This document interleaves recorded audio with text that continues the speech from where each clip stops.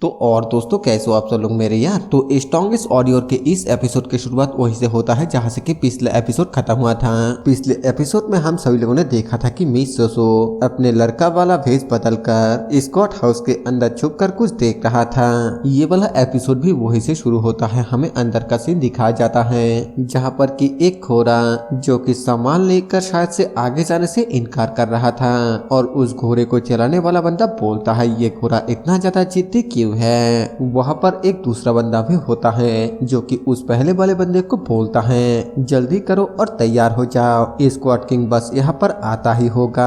अगर ऐसा ही चलता रहा तो फिर घोड़ा गाड़ी एक दूसरे से टकरा सकता है। हमें मिस सोसो को दिखा जाती है जो कि काफी देर से छुपकर उन सबके बातों को सुन रहा था। वो बोलती है उन्होंने जरूर से यही कहा कि वो हेवनली ड्रैगन स्क्वाड एजेंसी के चौथे यंग मास्टर थे और तभी वहाँ पर कोई आकर उसको बुलाने लगता है, जिस वजह से वो घबरा कर एक जोरदार चीख मारती है। हमें दिखाया जाता है कि ये झोंगरियोंग ही होता है। झोंगरियोंग मिस सोसो से पूछता है आखिरकार आप यहाँ पर क्या कर रहे हैं, लेकिन वो इस तरीके से एक्ट करने लगता है जैसे कि वो झोंगरियोंग को पहचानता ही नहीं। वो बोलता है आप कौन हैं, मुझे नहीं लगता है कि हम पहले कभी मिले हैं। उसे ऐसा करते हुए देखकर झोंगरियोंग अपने मन में बोलता है देखो इसे, रेस्टोरेंट में मेरे साथ तीखी बातें करते हुए लड़ने के बावजूद ऐसा बोल रहा है जैसे कि वो मुझे पहचानता ही नहीं। तो क्या तब मैं भी इसी तरीके से एक्ट करूं? और फिर आगे की ओर जाते हुए बोलता है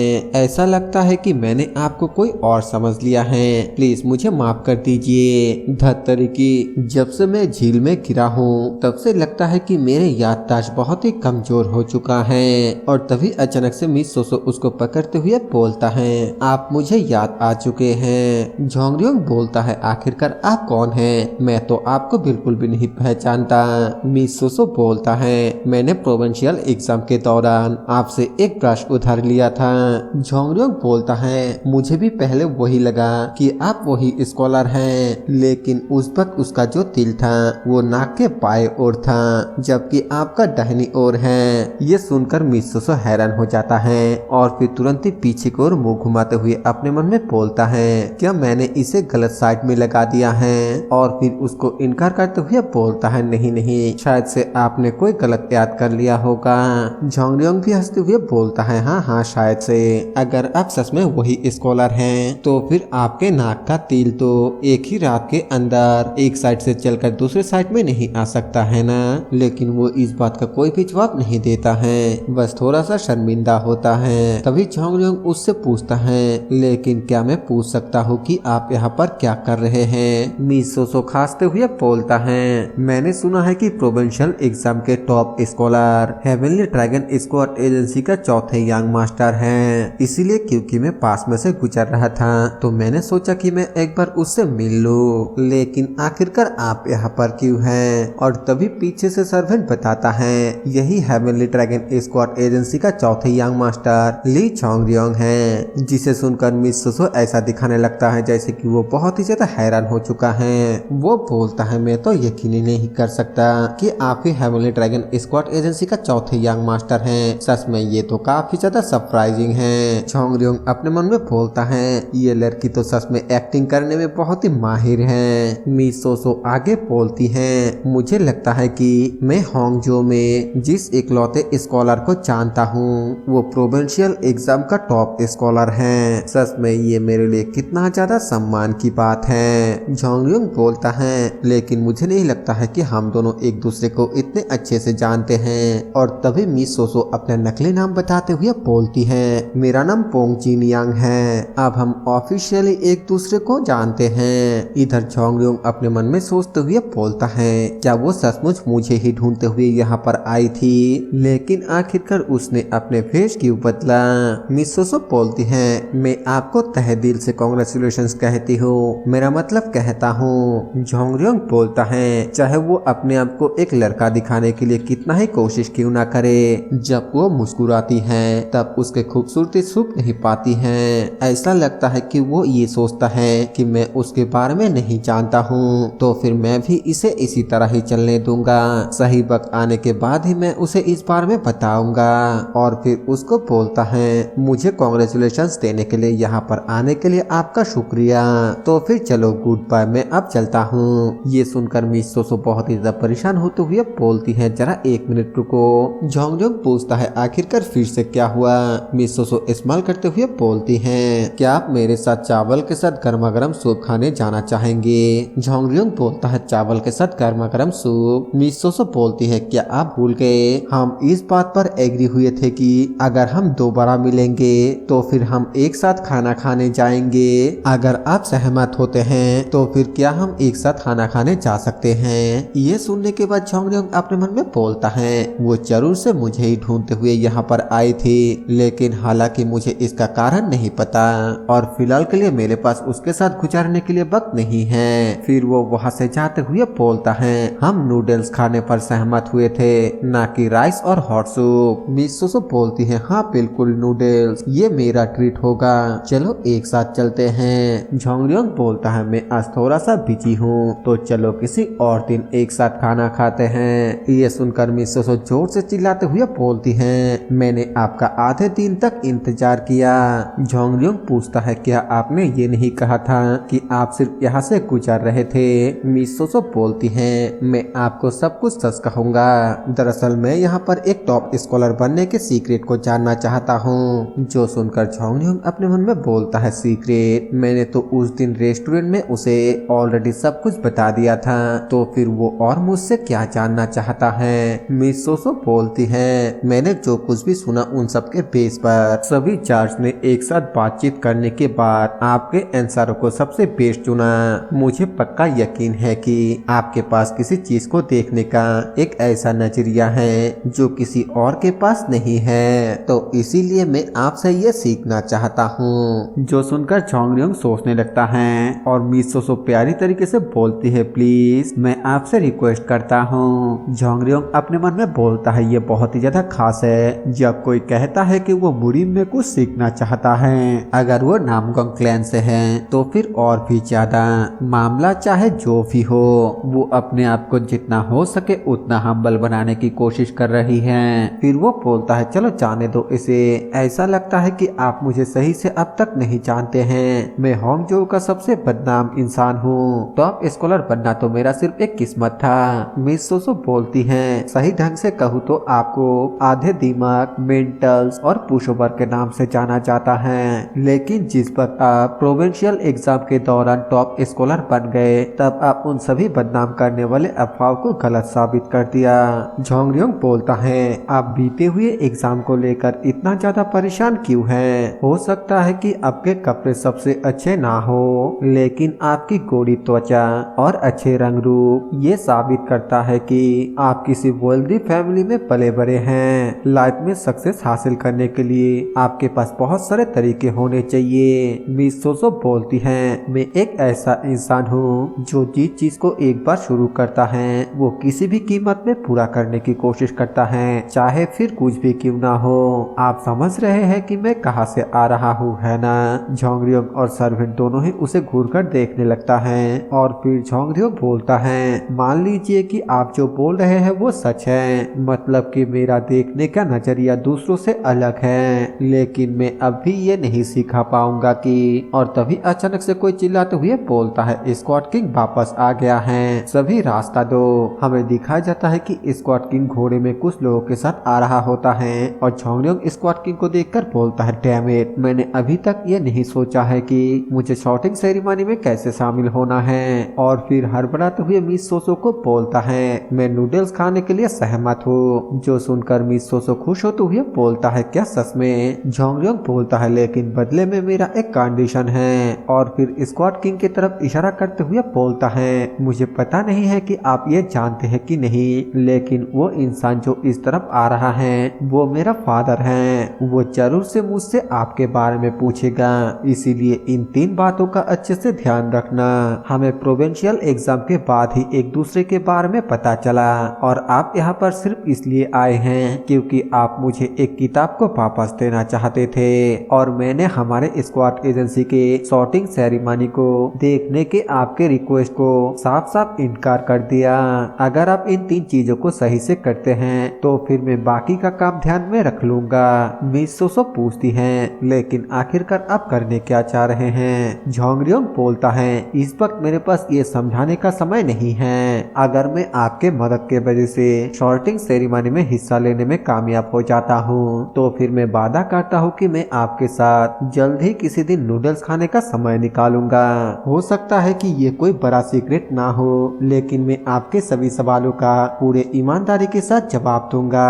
जो सुनने के बाद मिस सोसो बोलती हैं ऐसा लगता है कि आप मुझसे भी कुछ ज्यादा इमरजेंसी सिचुएशन में हैं और इसी वजह से हमारे करंट सिचुएशन बदल जाता है। तो आखिरकार आप हमारे लिए कितने बाउल्स नूडल्स खरीदने वाले हैं? झोंगरियोंग बोलता है 3 लेकिन मिस सोसो बोलती है नहीं 10। ये सुनकर झोंगरियोंग को एक झटका तो लगता है लेकिन वो इस बात के लिए मान जाता है। तभी हमें स्क्वाड किंग को दिखाया जाता है जो कि झोंगरियोंग के कहने के हिसाब से उसके पास आकर उससे पूछता है आखिरकार कौन है वो। हमें दिखाया जाता है कि वो तीनों ही बहुत ही ज्यादा घबराया हुआ था। झोंगरियोंग अपने मन में बोलता है इस पल से मेरा जवाब बिल्कुल सही होना चाहिए। स्क्वाड किंग फिर से बोलता है क्या तुमने मेरी बात नहीं सुनी? मैंने पूछा कि आखिरकार कौन है वो। और तभी मिस सोसो स्क्वाड किंग को ग्रीट करते हुए बोलती हैं मैं होंगझो का एक स्कॉलर हूँ, मेरा नाम पोंग जिनियांग है। मैं यंग मास्टर झोंगरियोंग के साथ मिलकर प्रोविंशियल एग्जाम दिया और उनसे दोस्ती कर लिया। फेमस स्क्वाड किंग से पर्सनली मिलना मेरे लिए हॉनर की बात है। स्क्वाड किंग बोलता है ये पहली बार है जब उसका कोई दोस्त हमारे यहाँ पर आया है। तुमने कहा कि तुम उसके साथ प्रोविंशियल एग्जाम दिया है ना? मिस सोसो बोलती है हाँ ये सच है। स्क्वाड किंग बोलता है क्या मैं पूछ सकता हूँ कि तुमने एग्जाम में कैसा किया? मिस सोसो बोलती है मैं बमुश्किल पास हो पाया।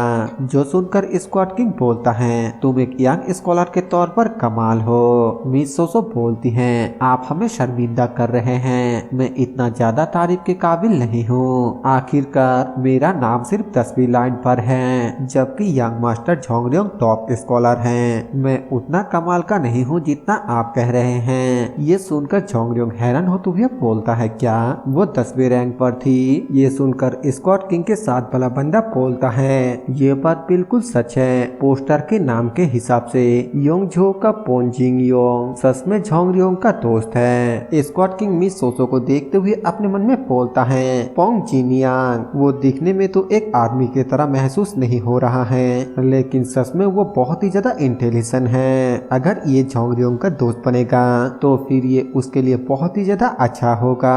इधर झोंगरियोंग अपने मन में सोचते हुए बोलता है उन्होंने पोस्टर पर पोंग जिनियांग का नाम देखा।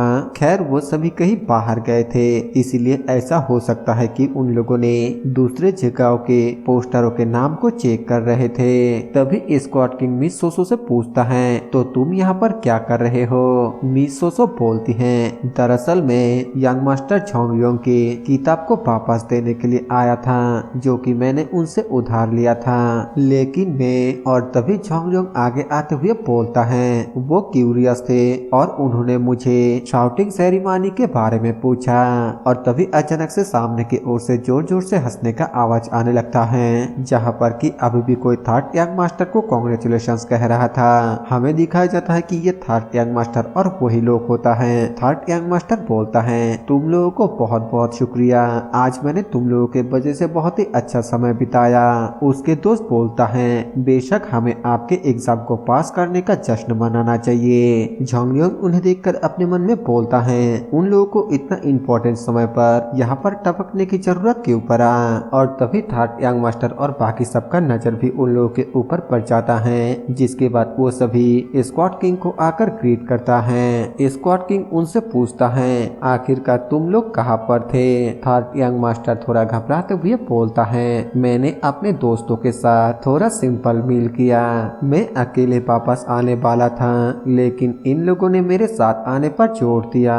झोंगरियोंग अपने मन में बोलता है सिंपल मील अजी घंटा तुम सबके सब एक नंबर के बेवरे दिखाई दे रहे हो। स्क्वाड किंग बोलता है खैर जब तुम छोटे हो तो फिर तुम्हारे दोस्तों के साथ खुशी बांटना अच्छा होता है। अंदर जाओ और जाकर एंजॉय करो। थर्ड यंग मास्टर शुक्रिया कहकर यहाँ से चला जाता है और फिर दोबारा से स्क्वाड किंग उन दोनों से पूछता है, क्या तुम लोगों ने अभी अभी शॉर्टिंग सेरेमनी के बारे में कहा? झोंगरियोंग बोलता है, वो मुझे शॉर्टिंग सेरेमनी देखने के लिए ले जाने के लिए परेशान कर रहा था, लेकिन मैंने उसे डांटा और बस यहाँ से भेजने ही वाला था क्योंकि बाहरी लोगों को यहाँ पर आने का अनुमति नहीं है। और तभी स्क्वाड किंग ये सुनकर बहुत ही ज्यादा गुस्से से उसके ऊपर चिल्लाते हुए बोलता है, तुम कामचोर बदमाश कहीं के, ना सिर्फ तुमने अपने दूर से आए हुए दोस्त के रिक्वेस्ट को मानने से इनकार कर दिया बल्कि तुमने उसको डांटा भी। आखिरकार तुम्हें ऐसा संस्कार किसने सिखाया? और फिर मिस सोसो से पूछता है, क्या तुम इस पर एक नजर डालना चाहोगे? पहले तो वो बहुत ही ज्यादा हैरान होती हैं और फिर खुश होते हुए बोलती है, हाँ बिल्कुल सर, आपका बहुत बहुत शुक्रिया स्क्वाड किंग। इधर झोंगरियोंग मनी मन बहुत ही ज्यादा खुश होते हुए बोलता है, मैं कामयाब हो गया। इसके बाद हमें थोड़ी देर बाद अंदर का सीन दिखाया जाता है जहाँ पर की बहुत सारे लोग होता है और वहाँ पर झोंगरियोंग मिस सोसो को बोलता है, अगर आप नहीं होते तो फिर मैं शॉर्टिंग सेरेमनी में हिस्सा नहीं ले पाता। आपका शुक्रिया। मिस सोसो बोलती है, शुक्रिया कहने की कोई भी जरूरत नहीं है, ऐसा नहीं है कि मैं ये फ्री में कर रहा हूँ। स्क्वाड एजेंसी में क्या होता है इसके बारे में मैंने सिर्फ रूमर में ही सुना है, मुझे तो उम्मीद भी नहीं था कि इतने तरह के रिक्वेस्ट होंगे। झोंगरियोंग बोलता है, हो सकता है कि ये ऐसा ना हो, लेकिन आप सिर्फ चीजों को देख सकते हैं, इसे अब बाहरी लोगों को भी दिखाया जा सकता है। उस घोड़ा गाड़ी में नीले झंडे के साथ जो सामान है शिपमेंट मैनेजर के अंडर में सीक्रेटली उसे डिस्ट्रीब्यूट किया जाएगा।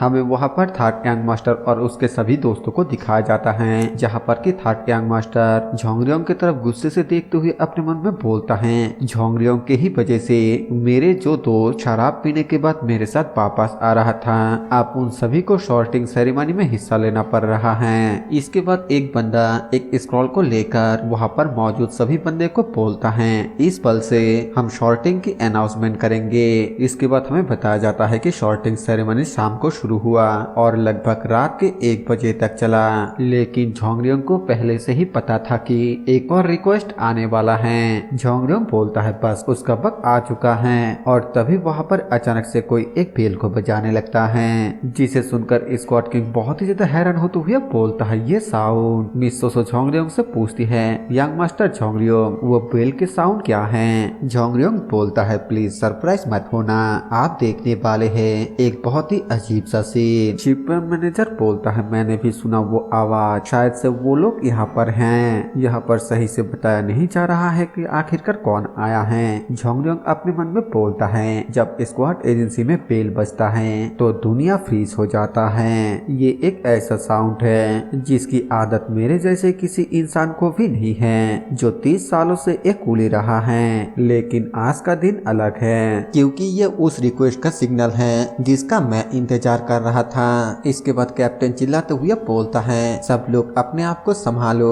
और फिर आगे मेन गेट को ओपन करने के लिए बोलता है। गेट को ओपन करते ही हमें सामने एक ओल्ड मैन को दिखाया जाता है, जिसके अंदर से बहुत ही ज्यादा कोल्ड ऑरा निकल रहा था। और फिर हमें उसके पीछे बहुत सारे क्रॉप्स को दिखाया जाता है, जिन्हें जियांगशी कहा जाता है। और उन सबको देखकर वहाँ पे मौजूद सभी लोग बहुत ही हैरान हो जाता है। झोंगरियोंग उनके कपड़े को देखते हुए बोलता है, वो जियांगशी के ट्राउजर क्रॉप लगभग सबके सब फटे हुए हैं। मिस सोसो बोलती हैं, मैं तो इमेजिन भी नहीं कर सकता कि उन्हें यहाँ तक पहुँचने के लिए क्या क्या करना पड़ा है। तभी वो ओल्ड मैन बोलता है, मैं माओ शंग सेठ का डिसेबल हूँ, डो होंगियो। 5 दिन पहले झेजियांग प्रोविंस के साउथ ईस्ट पर जियांगजी माउंटेन पर एक डीमन के द्वारा 100 से भी ज्यादा सिविलियंस और गवर्नमेंट के सोल्जर को मार दिया गया, जो अब भाग रहा है। हालांकि पास में से गुजरते हुए मार्शल आर्टिस्टों ने हालातों को समझा और उस डीमन को मारने की कोशिश की, लेकिन वो भी उसके शिकार बन गए।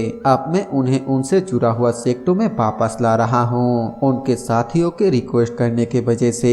और इसी वजह से मैं इस स्क्वाड एजेंसी में अच्छे लोगों की मदद लेने के लिए आया हूँ। मैनेजर बोलता है, मैं हेवनली ड्रैगन स्क्वाड एजेंसी का शिपमेंट मैनेजर हूँ सन जीबे। मैं माओशान सेठ के डिसेबल का सम्मान करता हूँ, जो स्क्वाड एजेंसी के लिए धार्मिक कामों के लिए मदद करते हैं। प्लीज मुझे अच्छे से सब कुछ खुलकर बताइए। ओल्डमैन बोलता है आपका बहुत बहुत शुक्रिया। इसके बाद दोनों के बीच बातचीत होने लगता है जो कि हमें दिखाया नहीं जाता है। और इधर झोंगरियोंग मिस सोसो से पूछता है क्या तुम्हें हैरानी हो रहा है। झोंगरियोंग बोलती है ऐसा इसलिए है क्योंकि मैं पहली बार जियांगशी को अपने सामने देख रहा हूँ। मेरा मतलब है मैंने उन्हें जिंदा लोगों की तरह देखने का उम्मीद नहीं किया था। झोंगरियोंग बोलता है हैरान होने की कोई भी जरूरत नहीं है। एक नॉर्मल जिंदा इंसान बहुत ही ज्यादा डरावना होता है क्योंकि मुर्दा कुछ भी नहीं कर सकता, क्योंकि ये सभी जियांगशी हैं, इसीलिए ये उन लोगों के ऑर्डर पर काम करता है जो उनके ऊपर जादू टोना करता है। मिस सोसो पूछती है क्या ऐसे जियांगशी भी सामान होते हैं जिन्हें ले जाने की जरूरत पड़ता है। झोंगरियोंग बताता है वो स्क्वाड एजेंसी के सामानों के तरह नहीं है जो इंसान जियांगशी के कमांड संभालता है। वो बस स्क्वाड एजेंसी से एक एक्स्ट्रा घोड़े गाड़ी के लिए रिक्वेस्ट करता है जो बाकी के सामानों के साथ उसी दिशा में जाएगी। मिस सोसो पूछती है क्या ऐसे रिक्वेस्ट अक्सर आता है। झोंगरियोंग बताता है ऐसे रिक्वेस्ट तभी आता है जब कोई संक्रामक रोग, जंग या मार्शल आर्टिस्टों के बीच कोई बड़ा संघर्ष होता है, और बाकी के समय में आमतौर पर ऐसे रिक्वेस्ट साल में 1 या 2 बार ही आता है। मिस सोसो पूछती है वो तावीज खुद उन्हें उनके मंजिल तक क्यों नहीं पहुंचाते।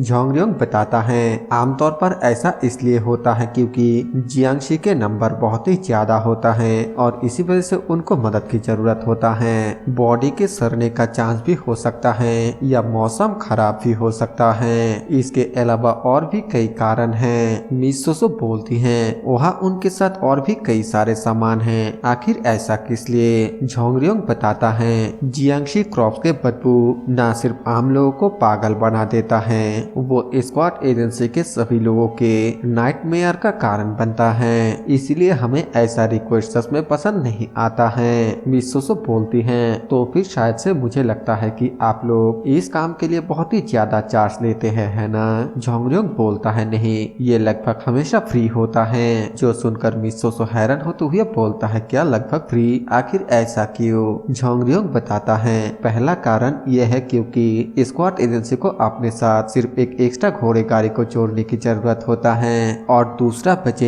ये आम सा कहावत है कि अगर तुम मरे हुए से पैसे कमाने की कोशिश करते हो तो फिर तुम्हारा भाग्य 3 साल तक खराब रहेगा। मिस सोसो बोलती हैं इसलिए जब माउशन सेठ का तावीज इस काम के लिए मदद मांग रहा था तब वो पोलाइट नहीं हो रहा था। झोंगरियोंग बोलता है लेकिन वो सच में मदद मांग रहा था और अपने मन में बोलता है मेरे पिछले जीवन के यादों के हिसाब से हेवनली ड्रैगन स्क्वाड एजेंसी इस रिक्वेस्ट को एक्सेप्ट करना चाहेगी और उसके अंजाम के तौर पर दर्जनों स्क्वाड वॉरियर और कुलियों का मौत होगा। इसे रोकने का एकलौता तरीका मैं उन्हें इस रिक्वेस्ट को एक्सेप्ट ना करने के लिए हर संभव कोशिश करूंगा। हमें दिखाया जाता है कि उन दोनों के बीच अभी भी बातें चल रहा होता है और थोड़ी देर बाद मैनेजर सभी को बोलता है हमने मरे हुए लोगों को ले जाने की रिक्वेस्ट को एक्सेप्ट करने के बारे में सोचा है। इसका फाइनल डेस्टिनेशन जियानन प्रोविंस के जियानियो माउंटेन होगा क्योंकि यहाँ के ताओइस्ट ने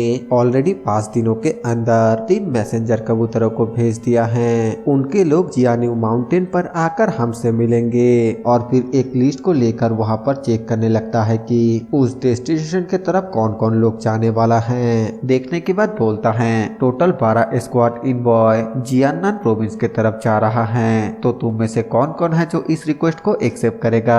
एक बंदा अपने नाक को बंद करते हुए बोलता है इसमें कोई भी हैरानी नहीं है कि अगर हम उन जियांगशी को अपने साथ लेकर जाएंगे तो फिर हम आगे बढ़ने में बहुत ही धीमा हो जाएंगे। एक दूसरा बंदा बोलता है अगर वो रेगुलर लाश होते तो फिर बेहतर होता, जबकि जियांगशी बिल्कुल देखने में अनडेड की तरह है। वो बहुत ही ज्यादा डरावना दिखता है जैसे कि वो मरने से पहले थे।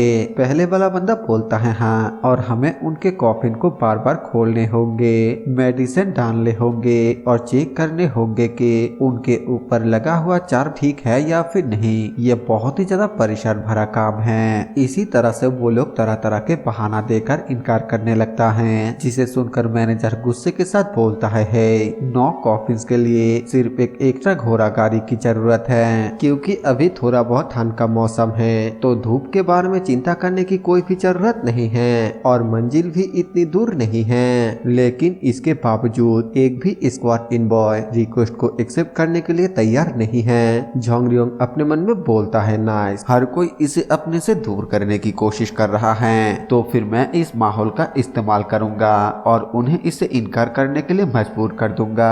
और तभी वहाँ पर थर्ड यंग मास्टर जोर से टेबल पर हाथ पटकते हुए बोलता है हमें इस रिक्वेस्ट को इनकार करना होगा।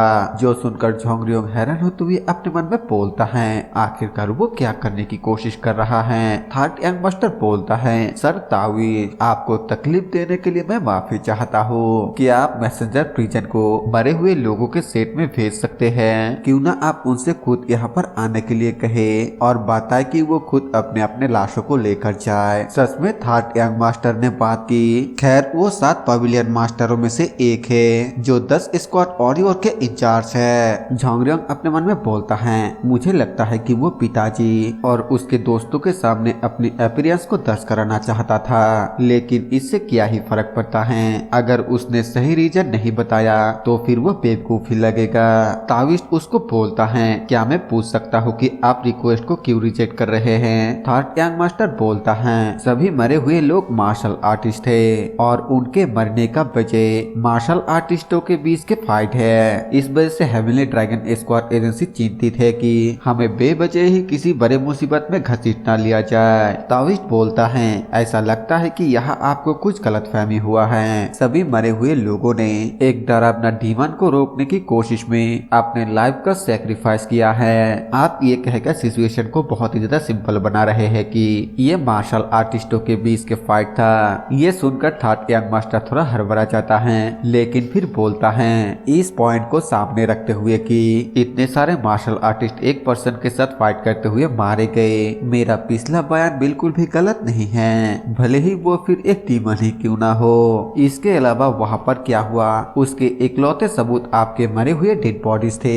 ये सुनकर झोंगरियोंग बहुत ही ज्यादा खुश होते हुए अपने मन में बोलता है वो ये समझाने की कोशिश कर रहा है कि हमें ताओइस्ट की बातों को आंख मूंद के भरोसा नहीं करना चाहिए, फिर भले ही वो माउशन सेट के डिसेबलों की तरह कपड़े ही क्यों ना पहने हुए हो। जाने अनजाने में सच में वो बहुत ही अच्छा कर रहा है। और तभी उसका ध्यान उसके दोस्त के ऊपर जा रहा है जहाँ पर कि उसका दोस्त थर्ड यंग मास्टर को कुछ बता रहा होता है। दरअसल थर्ड यंग मास्टर का दोस्त थर्ड यंग मास्टर को साउंड ट्रांसफॉर्मेशन टेक्निक का इस्तेमाल करते हुए ये सब कुछ बता रहा होता है और इसी वजह से वो इस तरह की बातें बोल पा रहा होता है। थर्ड यंग मास्टर आगे शिपमेंट मैनेजर को बोलता है इन सारे चीजों को ध्यान में रखते हुए मेरा तो यही सोचना है शिपमेंट मैनेजर आपको इस पर दोबारा से ध्यान से सोचना चाहिए। शिपमेंट मैनेजर उन लोगों से पूछता है क्या बाकी के 7 पेविलियन मास्टर का भी यही सोचना है? एक पेविलियन मास्टर बोलता है खैर ऐसा नहीं है कि हमारा राय बिल्कुल सेम है। जिसे सुनने के बाद झोंगरियोंग अपने मन में बोलता है उनके लिए झिझकना आम बात है। अगर क्योंकि बियोंगरियोंग ने जो कुछ भी कहा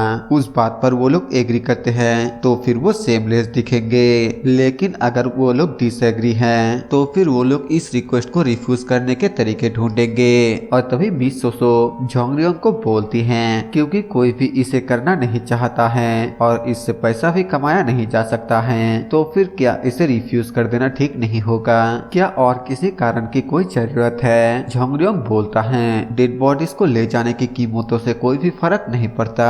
हेवनली ड्रैगन स्क्वाड एजेंसी की एक लंबी परंपरा रही है कि जब तक कोई खास बचे ना हो तब तक इसे रिफ्यूज नहीं किया जाता है। मिस सोसो पूछती है लेकिन ऐसा क्यों है? झोंगरियोंग बताता है जियांगशी सॉर्सरी सिर्फ इसीलिए बनाया गया था ताकि एक साथ बहुत सारे लाशों को लेकर जाया जा सके। जो लोग बैटलफील्ड में मारे जाते हैं उन लोगों को अपने होम टाउन अपने फैमिली में वापस लाने के लिए। अगर वो वॉरियर ना होते तो फिर ना तो हमारा कंट्री और ना ही हमारे स्क्वाड एजेंसी एग्जिस्ट करता, इसीलिए उन्हें फ्री में स्क्वाड करना ट्रेडिशन रही है। भले ही ये बैटलफील्ड में शहीद हुए सोल्जर ना हो लेकिन उन्होंने आम नागरिकों और गवर्नमेंट ऑफिशियल को हत्या करने वाले डीमन के खिलाफ लड़ते हुए अपना जान गंवा दी। इसका मतलब उनके साथ भी ऑरियर की तरह ट्रीट करना चाहिए जिन्होंने हमारे देश को बचाने के लिए अपने लाइफ का सैक्रिफाइस कर दिया है। उसके बातों को सुनकर मिस सोसो बहुत ही ज्यादा इम्प्रेस होकर स्माइल करने लगती है जिसे देख देखकर चौंगरंग उससे पूछता है, आप इतने ध्यान से मेरे तरफ क्यों देख रहे हैं? क्या मेरे चेहरे पर कुछ लगा हुआ है? मिस सोसो बोलती है, ये सिर्फ मैं ही नहीं हूँ, शायद से हर कोई आपके तरफ ही देख रहा है। सच में बिल्कुल ऐसा ही था।